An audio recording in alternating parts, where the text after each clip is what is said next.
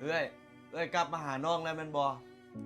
บ่เอื้อยกลับมาเอาโทรศัพท์เอื้อยซื่อๆใช้โทรศัพท์เอื้อยน่ะ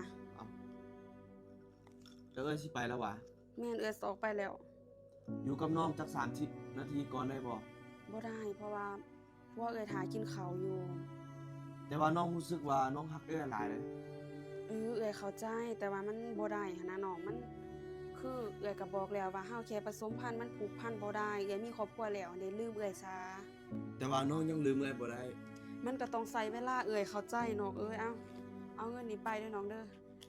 ให้มันจบซะเรื่องของเฮาแล้วก็ลืมเอื้อยซะแล้วก็ฮูบเอื้อยพวกนี้นะออกให้เบิดเด้อบ่ให้มันมีถ้าน้องอยากลืมเอื้อยอีหลีนะบ่ต้องติดต่อหาเอื้อยบ่ต้องส่องเฟซเอื้อยแล้วก็ฮูบเก่าออกให้เบิดเด้อเดี๋ยวเอ้ยอย่าเฝ้าไปแม่นยังอีกน้องขอครีมทาขี้แห้อีกเด้อน้องขอครีมทาขี้แห้อีกเด้อตัวเอ้ยอยากให้มันหมดแล้วเอื้อยก็ยังแต่ซองเดียวนี่แหละเพราะว่าเครื่องมันขาดตลาดท้าล็อตเก่าเอาไปใส่เลยเอื้อยบ่ใส่ก็ได้เทื่อหน้าบัดมันมาล็อตเก่าเอื้อยสิฝากให้อีกเด้อ10ซองเด้อแต่ว่าลืมเอื้อยซะน้องหั่นน่ะ